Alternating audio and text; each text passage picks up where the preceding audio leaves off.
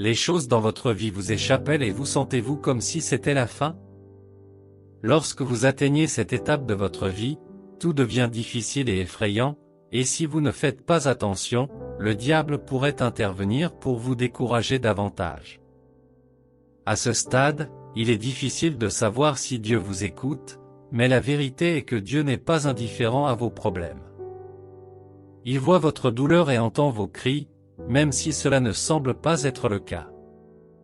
Avant de continuer, veuillez vous abonner à cette chaîne et activer la cloche de notification.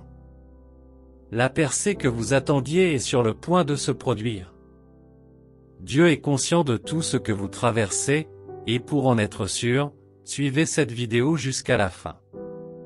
Le psaume 34, 5 dit: Les yeux de l'Éternel sont sur les justes, et ses oreilles sont attentives à leurs cris. Cela vous indique que Dieu est conscient, qu'il n'est pas loin de vous. Tant que vous êtes juste, vous pouvez être sûr qu'il comprend ce que vous traversez. Parfois, les difficultés de votre vie peuvent vous cacher la fidélité de Dieu. Cela peut vous donner l'impression qu'il ne vous aime pas. C'est normal, mais ne faites jamais l'erreur de laisser ce sentiment persister. Vous pouvez vous sentir submergé par l'inquiétude, la peur et le doute, mais dans ces moments-là, il est préférable de vous tourner vers Dieu. Il a la solution à vos problèmes et a tout sous contrôle. Alors prenez une profonde inspiration, détendez-vous et essuyez vos larmes. Dieu fait tout pour votre bien. Mais comment pouvez-vous en être sûr? Dieu voit-il vraiment votre douleur et entend-il vos cris? Oui, il le fait. Voici quelques signes qui le confirment. Numéro 1. Un réconfort et une force inattendue au milieu des épreuves. Lorsque vous traversez une période difficile, vous pouvez avoir l'impression que c'est la fin du monde, surtout lorsque Dieu est silencieux et semble loin. Mais 2 Corinthiens 1, 3-4 dit: Béni soit Dieu, le Père de notre Seigneur Jésus-Christ, le Père des miséricordes et le Dieu de toute consolation, qui nous console dans toutes nos afflictions, afin que, par la consolation dont nous sommes l'objet de la part de Dieu, nous puissions consoler ceux qui se trouvent dans quelque affliction que ce soit. Car, de même que nous avons part aux souffrances de Christ, de même notre consolation abonde par Christ. Le vrai réconfort ne vient que de Dieu et est accessible à ceux qui l'invoquent dans la détresse. Chaque fois que vous criez à Dieu dans les moments difficiles, il se peut qu'il ne vous réponde pas en vous enlevant vos difficultés. Au contraire, il peut remplir votre cœur de réconfort et vous donner la force de les affronter. On pourrait se demander pourquoi, malgré tout ce que Job a traversé, il n'a pas abandonné Dieu. Ce n'est pas comme s'il en prenait plaisir, mais il tirait du réconfort de la connaissance de la fidélité de Dieu. Il déclarait chaque jour que Dieu était son rocher, son refuge et son sauveur. Il reconnaissait que sa joie ne se mesurait pas à sa situation difficile. Que dire de l'apôtre Paul, un homme qui a beaucoup souffert pour la cause de l'Évangile? Il a enduré toutes sortes de tortures, d'emprisonnements et de persécutions. Mais au milieu de tout cela, il a trouvé du réconfort parce que son regard était fixé sur Dieu. Au milieu de ces épreuves, Dieu ne peut peut-être pas enlever votre douleur, mais il veillera à ce que votre cœur soit en paix. Lorsque Jésus se montre dans votre chagrin, sa seule présence fera la différence. Vous voyez, Dieu vous donne le courage de continuer même lorsque vous avez l'impression que vous ne le pouvez pas, et il vous rappelle toujours que vous n'êtes pas seul. Il vous fait savoir qu'il est là avec vous, vous tenant la main et vous guidant à travers la tempête. La Bible dit que « la joie du Seigneur est votre force ». Anna souffrait et elle criait à Dieu tous les jours, en secret et ouvertement. Mais au milieu de tout cela, qu'est-ce qui, selon vous, lui a donné la force d'être constante dans la prière? C'était Dieu. Oui, il n'a pas répondu immédiatement à ses prières, mais il lui a donné la force de continuer à persévérer. Elle a puisé sa force dans l'assurance que Dieu lui répondrait, peu importe le temps que cela prendrait. Si ce n'était pas le cas, elle serait devenue déprimée à un moment donné et aurait abandonné Dieu. Bien-aimés, lorsque vous vous sentez dépassé, rappelez-vous que Dieu voit votre douleur et entend votre cri. Il est votre rocher, votre refuge et votre sauveur. C'est pourquoi il a mis sa force et son réconfort à votre disposition, pour que vous puissiez continuer même au milieu des épreuves. Continuez simplement à jeûner et ne relâchez pas vos prières. Il sera là, vous caressant et vous réconfortant au milieu de la tempête. Numéro 2. Les connexions divines.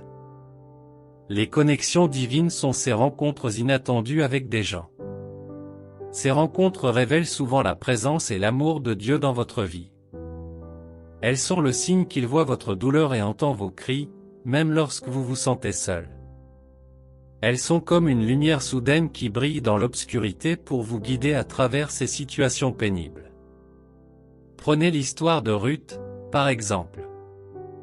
Elle était veuve, seule, et luttait pour subvenir à ses besoins et à ceux de sa belle-mère, Naomi. Si quelqu'un lui avait dit qu'elle retrouverait un jour le bonheur, elle aurait douté. Mais Dieu était conscient de sa douleur et de ses difficultés. Il l'a incitée à rester avec sa belle-mère au lieu de retourner dans sa ville natale.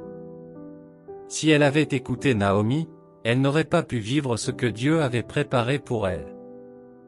Mais grâce à Dieu, elle a suivi l'exemple de Dieu et a rencontré Boaz. Sa rencontre avec ce jeune homme n'était pas une coïncidence, même si elle le pensait. Dieu a entendu son cri et celui de sa belle-mère, mais il s'est manifesté d'une manière qu'aucun d'eux n'aurait jamais imaginée. Qu'en est-il de Joseph? Après tous les malheurs et l'opposition auxquels il a été confronté, il ne s'attendait pas à ce que sa percée vienne de la prison. Il n'avait personne pour lui accorder une libération sous caution, même s'il n'était pas coupable. Pourtant, il a continué à faire confiance à Dieu, et Dieu s'est manifesté. Il ne savait pas que l'amour et l'attention qu'il avait montrés à ses compagnons de prison lui reviendraient. En un clin d'œil, Dieu a utilisé ces mêmes prisonniers pour élever Joseph. Sa rencontre avec ces prisonniers et sa capacité à interpréter leurs rêves ont été orchestrés par Dieu. Tout cela avait pour but de lui permettre de percer dans le cadre du plan de Dieu. Plusieurs autres exemples dans la Bible vous feront également vous émerveiller de la manière dont Dieu travaille. Il y a aussi l'histoire de Naaman. Dieu s'est manifesté pour lui, même s'il ne l'a jamais cherché, pour prouver sa puissance. Naaman n'aurait jamais imaginé qu'une petite esclave, que les gens maltraitaient dans sa maison, serait sa grâce salvatrice. Mais Dieu l'a utilisé pour le guider et comme clé de sa percée. Il n'aurait probablement jamais su pour Élisée si cette petite fille n'avait pas été dans sa maison. Mais Dieu soit loué pour sa souveraineté. Naaman n'a pas seulement reçu la guérison, il s'est également tourné vers Dieu et l'a reconnu comme le vrai Dieu. Ce sont tous des exemples où Dieu a conçu des connexions divines comme un signe qu'il a vu la douleur de son peuple et entendu ses cris. Mais ces exemples ne se limitent pas à la Bible. Ils se produisent également dans le monde d'aujourd'hui, quand on s'y attend le moins. Il peut s'agir d'un appel téléphonique d'un ami qui sait quoi dire ou faire pour vous encourager et vous soutenir dans votre détresse, ou d'un inconnu qui vous offre un coup de main en cas de besoin. Quelle que soit la forme que cela prend, c'est un rappel que Dieu voit votre douleur et entend votre cri. Il veut que vous sachiez qu'il fait toujours en sorte que les choses concourent à votre bien, même lorsque vous ne le voyez pas. Alors gardez les yeux ouverts pour ces connexions divines et sachez que Dieu est toujours avec vous. Numéro 3, Dieu commence à répondre à vos prières et à subvenir à vos besoins. C'est le signe que la plupart des gens recherchent. Il est facile de sentir que Dieu est loin lorsque vous traversez une période difficile, et lorsque vos prières commencent à se heurter à un mur, c'est comme une confirmation de vos soupçons. Mais la vérité est que Dieu écoute, voit et travaille toujours pour répondre à vos besoins. Un auteur-compositeur a écrit: « Il ne dort jamais, il ne sommeille jamais, il ne se lasse jamais d'entendre nos prières. Quand nous sommes faibles, il nous rend plus forts. C'est une assurance que tant qu'il y a une personne pour prier, il y a un Dieu tout-puissant pour répondre. Lorsqu'il commence à répondre à vos prières et à répondre à vos besoins, c'est un signe qu'il est conscient de votre situation. C'est un rappel de la fidélité de Dieu. Il dit que vous devez demander et vous recevrez. Si vous n'avez pas reçu, cela signifie que vous n'avez pas demandé, ou que ce n'est pas encore le moment de votre réponse. Il n'a pas encore répondu, mais cela ne veut pas dire qu'il ne le fera jamais. Dieu n'a pas répondu à la prière d'Anne après le premier ou le deuxième appel. Elle a prié plusieurs fois avant que Dieu ne se manifeste. La même chose est arrivée à Abraham. En fait, dans le cas d'Abraham, Dieu a fait la promesse de le bénir avec un enfant, mais cela ne s'est pas produit. Des décennies passèrent et Sarah avait presque perdu espoir avant que Dieu n'accomplisse sa promesse. Qu'en est-il de Job? Il cria à Dieu jour et nuit, espérant une percée, mais en vain. Mais s'est-il arrêté? Non. Parce qu'il avait la foi que Dieu pouvait l'entendre, il n'abandonna jamais et, avec le temps, Dieu le guérit. Bien-aimés, les réponses à vos prières et la provision divine de Dieu sont autant de signes qu'il peut entendre vos cris. Il a pourvu aux besoins de la veuve de Sarepta, elle est passée d'un bol de nourriture à suffisamment pour subvenir à ses besoins pendant longtemps. Qui d'autre pourvoit à ce genre de choses sinon Dieu? Philippiens 4h19 dit. Et mon Dieu pourvoira à tous vos besoins selon sa richesse et sa gloire en Jésus-Christ. Ce n'est pas seulement une promesse, mais une assurance et une garantie. La plupart du temps, vous ne méritez même pas cette provision, mais Dieu donne quand même parce qu'il vous aime quand même. Cette provision divine ne se limite pas à la nourriture ou aux choses matérielles. Dieu peut vous donner la sagesse et la perspicacité pour résoudre les problèmes auxquels vous êtes confrontés, comme il l'a fait avec Salomon. Parfois, tout ce dont vous avez besoin, c'est de la sagesse. Dans ce cas, vous ne vous attendez pas à ce que Dieu vous donne de la nourriture ou de l'argent, car s'il le fait, lorsque vous aurez fini de dépenser et de manger, le problème sera toujours là. Il n'est pas étonnant que Dieu dise que son peuple périt par manque de connaissances. Dieu a donné à Job la sagesse pour gérer les gens qui l'entouraient, même lorsqu'ils étaient en détresse. Imaginez s'il manquait de sagesse, il aurait écouté le conseil de sa femme de maudire Dieu et de mourir. Mais Dieu lui a permis de faire ce qui est juste, d'agir avec sagesse et de garder sa dignité. Alors ne limitez pas la provision de Dieu dans votre vie aux choses que vous pouvez voir seul. Sa provision couvre tous les domaines de votre vie, et il accomplit déjà sa promesse envers vous. Dieu entend vos cris silencieux et sait ce que vous traversez. Ce sont quelques signes qui le confirment, mais ce n'est pas tout, il y en a encore plus. Restez à l'écoute. Numéro 4, la restauration divine. La restauration consiste à restaurer quelque chose à son état antérieur, mais avec Dieu, le nouvel état devient meilleur qu'avant. La restauration est le processus par lequel Dieu prend les morceaux brisés de votre vie et les réassemble. Joël 2h25 dit. Je vous rendrai les années qu'ont dévoré les sauterelles, la grande sauterelle et les sauterelles et les essaims de sauterelles, ma grande armée que j'ai envoyée contre vous. Si vous prenez un vase en verre et que vous le frappez par terre, il se brise en morceaux, est-ce qu'il sera encore utile? Maintenant, si vous ramassez les morceaux et les réparez, vous pourrez toujours l'utiliser, mais il ne sera plus aussi beau qu'avant à cause des fissures. Certaines situations dans la vie ont tendance à vous briser et à vous amener au plus bas. Comme ce fut le cas pour Job, vous perdez tout ce que vous avez, et la douleur continue d'augmenter, mais les choses ne s'améliorent pas. La seule option qui reste maintenant est peut-être de laisser la nature faire ce qu'elle veut. Mais si Dieu intervient et provoque une restauration dans votre vie, que pensez-vous qu'il se passera? Contrairement à ce vase cassé qui a encore des fissures évidentes, bien que réparé, lorsque Dieu restaure, ce dernier devient plus grand que le premier. C'est ce qu'il a fait à Job. La Bible dit que Dieu a béni Job et a rendu sa dernière fin plus grande que son commencement. La femme sunamite a également eu un avant-goût de cette restauration divine. Après que son fils soit tombé malade et soit mort, le prophète Élisée n'est pas seulement venu pour sympathiser avec elle et la réconforter, il a également restauré la vie et la santé de son fils. Naomi a également connu la restauration et le retournement divin de sa misère par l'intermédiaire de sa belle-fille. Toutes leurs douleurs et leurs souffrances ont pris fin par un simple geste de la main de Dieu, et leur nouvelle vie était plus grande que l'ancienne. Dieu est un Dieu de rédemption. Il rachète, restaure et donne une seconde chance. Il fait cela pour prouver qu'il est conscient de votre situation difficile et qu'il vous ouvre un moyen d'y échapper. Dieu restaure toutes les années que le diable vous a prises, les opportunités perdues, les nuits sans sommeil, votre bonne santé et la belle vie que vous avez perdue. Il restaure tout, et vous pouvez être sûr que lorsque cette restauration sera terminée, vous serez à nouveau entier et meilleur qu'avant.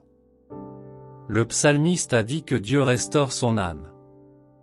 Ne voulez-vous pas le déclarer également? Êtes-vous prêt à accepter le pouvoir réparateur de Dieu? Numéro 5, la confirmation par les Écritures. C'est lorsque Dieu utilise sa parole pour vous réconforter, vous guider et vous assurer qu'il voit votre douleur et entend votre cri.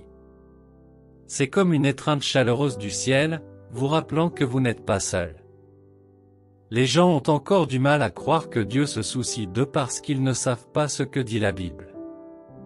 Lorsque vous connaissez la Bible, vous serez capable de faire taire le diable lorsqu'il rugit parce que vous savez qui est en vous.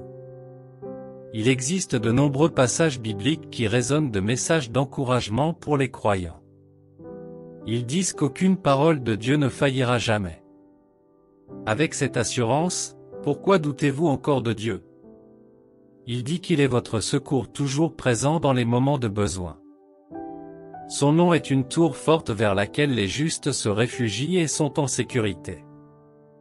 Lorsque vous vous sentez brisé et vaincu, souvenez-vous du psaume 119, 50, « Voici ma consolation dans ma souffrance, ta promesse me garde la vie. » Si cela ne vous donne pas la paix, alors rien d'autre ne le fera.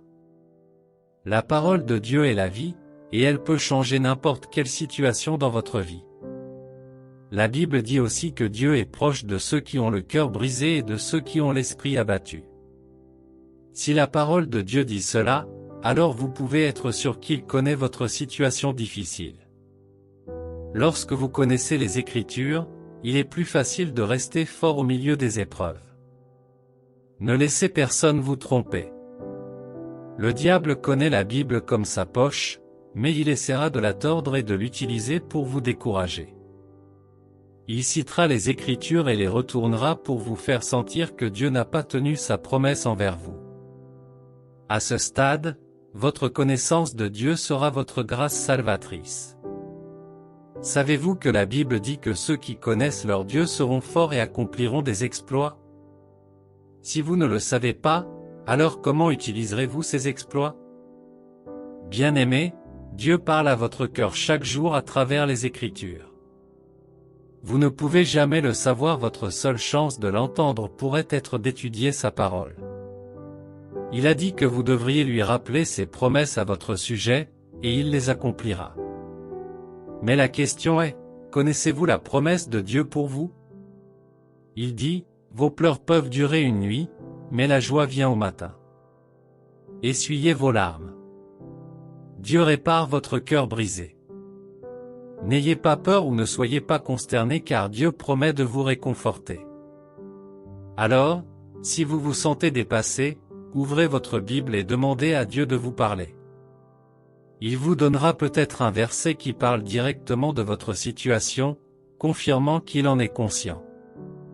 À ce moment-là, vous saurez que vous n'êtes pas seul, que Dieu est avec vous et qu'il fait tout pour votre bien. Cher ami, voici des signes que vous verrez dans votre vie, qui confirment que Dieu voit votre douleur et entend votre cri. Maintenant, posez-vous la question, si Dieu est conscient de ma souffrance, pourquoi a-t-il tardé si longtemps? C'est une question que vous devriez toujours vous poser, et non pas comme une plainte ou une façon de blâmer Dieu. Parfois, bien qu'il soit conscient de votre situation, Dieu reste silencieux parce que votre état actuel entrave son œuvre dans votre vie. Alors, quelles sont ces choses qui pourraient entraver l'intervention de Dieu dans votre vie? Numéro 1. Le manque de foi.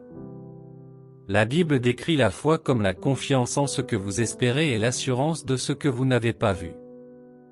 La Bible dit aussi que sans la foi, il est impossible de plaire à Dieu. Dès que vous venez à lui, vous devez d'abord croire. C'est votre manque de foi qui vous fera voir certaines choses de Dieu, mais sans y participer. Vous souvenez-vous de l'histoire de la prophétie du prophète Élisée sur la famine en Samarie? Il a dit: « Écoutez la parole de l'Éternel. Ainsi parle l'Éternel, demain à cette même heure, 1 mètre cube de fleur de farine se vendra pour 1 sicle, et 2 mètres cubes d'orge pour 1 sicle, à la porte de Samarie. » Cela venait d'un prophète de Dieu. Mais devinez quoi? L'officier sur le bras duquel le roi s'appuyait dit à l'homme de Dieu: « Regarde, même si l'Éternel ouvrait les écluses des cieux, cela pourrait-il arriver? » Il s'agissait d'un cas évident de doute. Il ne croyait pas en Dieu et considérait la prophétie comme impossible. En retour, le prophète Élisée répondit: « Tu le verras de tes propres yeux, mais tu n'en mangeras pas. » Et comme Dieu le voulait, la prophétie s'est réalisée, mais ce jeune homme n'y a jamais pris part. C'est à ce point que le doute peut limiter vos bénédictions. Aussi puissante que soit la foi telle qu'elle peut déplacer des montagnes, le doute peut également entraver la manifestation des promesses de Dieu dans votre vie. Ainsi, même si Dieu voit votre douleur et entend votre cri, votre manque de foi entravera la manifestation de sa puissance. Numéro 2. Le péché.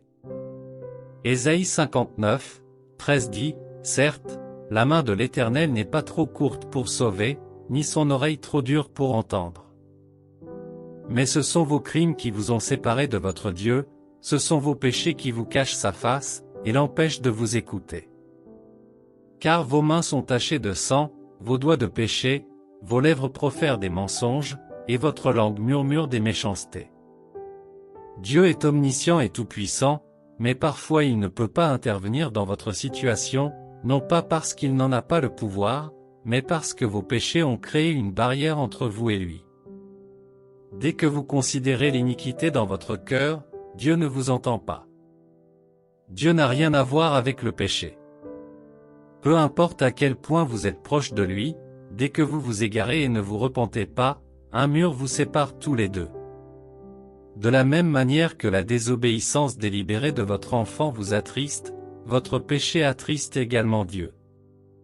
Parfois, ce n'est pas comme si vos prières ne suffisaient pas, vous ne recevez pas de réponse parce que vous faites la mauvaise prière. La Bible dit que la prière d'un pécheur est une abomination aux yeux de Dieu. Lorsque vous souillez vos mains avec le péché, vous devez d'abord confesser vos péchés à Dieu et vous repentir. Lorsque vous avez construit cette relation avec lui, vous pouvez crier vers lui et il vous répondra. Numéro 3. L'orgueil. Vous souvenez-vous de la parabole du pharisien et du collecteur d'impôts? Ces deux personnages ont montré la posture que les gens adoptent lorsqu'ils prient Dieu. Le pharisien s'est présenté comme un homme parfait, pas comme les autres. Il s'est élevé, a loué et applaudi toutes ses bonnes actions, sans se soucier des pensées de Dieu à son égard. Son discours et sa prière tout entier ne contenaient aucune trace d'humilité. Rappelez-vous, la Bible dit que quiconque s'humilie, Dieu l'élèvera, mais quiconque s'élève, Dieu le renversera. C'est exactement ce que Dieu a fait à ce pharisien. Il était plein d'orgueil, alors Dieu l'a abaissé. Alors que le collecteur d'impôts s'est présenté devant Dieu avec humilité, reconnaissant toutes ses lacunes, il a déposé ses défauts et ses imperfections devant Dieu et a demandé à Dieu de l'aider. C'est ce que Dieu attend de chaque croyant. L'orgueil est une piqûre qui peut détruire tout ce que vous avez en une fraction de seconde. Il n'est pas étonnant que la Bible dise que l'orgueil précède la chute d'un homme. Si vous êtes orgueilleux, Dieu ne viendra pas à votre secours. Si vous êtes assez fier pour vous considérer comme capable de le faire, alors Dieu vous laissera gérer vos problèmes seuls. Chers croyants, prenez courage et croyez que Dieu mettra fin à vos souffrances dès aujourd'hui. Le psaume 145, 18-19 dit, « L'Éternel est près de tous ceux qui l'invoquent, de tous ceux qui l'invoquent avec sincérité. Il accomplit les désirs de ceux qui le craignent, il entend leurs cris et les sauve. » Mais pour vous assurer que Dieu vous répondra, assurez-vous de continuer à vivre une vie juste. Si le péché peut l'empêcher de vous atteindre, alors la justice brisera le mur entre vous et lui. En faisant cela, ne laissez pas le diable vous tromper en vous poussant à prendre les choses en main. Dieu a simplement besoin que vous lui fassiez confiance et que vous obéissiez à ses instructions. Lorsque Sarah s'est lassée d'attendre que Dieu ait un enfant, elle a donné sa servante Agar à Abraham, et elle a donné naissance à Ismaël. Cela n'a jamais été le plan de Dieu pour eux. Oui, Dieu a pris plus de temps que prévu, mais ils ont eu tort d'essayer de l'aider. Il y a cette fausse idée qui a fait fureur. Vous entendrez des gens dire, « Aide-toi, le ciel aide ceux qui le font. » Eh bien, c'est faux et inacceptable. Dieu n'a pas besoin que vous l'aidiez à accomplir son œuvre dans votre vie. Vous devez cultiver la patience dans votre marche avec Dieu. Pendant que vous l'attendez, ne cherchez pas d'autres options. Peu importe le temps que cela prendra, il accomplira ses promesses dans votre vie. Il est le même hier, aujourd'hui et pour toujours. Sa fidélité est de génération en génération. S'il n'a jamais failli, alors vous pouvez avoir confiance qu'il ne faillira pas dans votre situation. Abandonnez vos soucis, vos doutes et vos peurs, et reposez-vous simplement. Reposez-vous en sa présence. Il dit que vous devriez venir à lui lorsque vous avez travaillé et que vous êtes chargé, et il donnera du repos à votre âme. Alors pourquoi vous accrochez-vous encore à votre douleur et à vos luttes? Jusqu'à ce que vous arriviez au bout de ce tunnel, ne vous attendez pas à voir la lumière qui s'y trouve. Alors, jusqu'à ce que Dieu termine son œuvre dans votre vie, ne vous précipitez pas pour abandonner. Dieu rend sa force parfaite dans vos faiblesses. Mais tant que vous n'aurez pas puisé dans cette force, vous resterez faible. Dieu vous assure aujourd'hui qu'il voit votre douleur et entend votre cri. Déposez tout à ses pieds et laissez-le là. Prions. Cher Seigneur gracieux, je vénère ton saint nom parce que tu es Dieu. Merci pour le don de la vie et de la préservation. Merci de me compter parmi les vivants aujourd'hui. Je suis éternellement reconnaissant pour ton amour et ta providence divine. Je te remercie pour tes paroles de réconfort aujourd'hui. Je ne prends pas cela pour acquis. J'exalte ton nom pour toujours. Je demande miséricorde pour chaque péché que j'ai commis. S'il te plaît, pardonne-moi et aide-moi à revenir sur mes pas vers toi. Ne me rejette pas loin de ta présence, mais donne-moi un cœur pour t'aimer et te servir tous les jours de ma vie. Merci Seigneur pour ton pardon. Je viens devant toi avec humilité et soumission car aujourd'hui, je sais que tu vois ma douleur et entends mon cri. J'avoue que je suis accablé par les luttes auxquelles je suis confronté, et j'ai l'impression d'être à mon point de rupture. Je me retourne mais n'arrive pas à trouver une issue.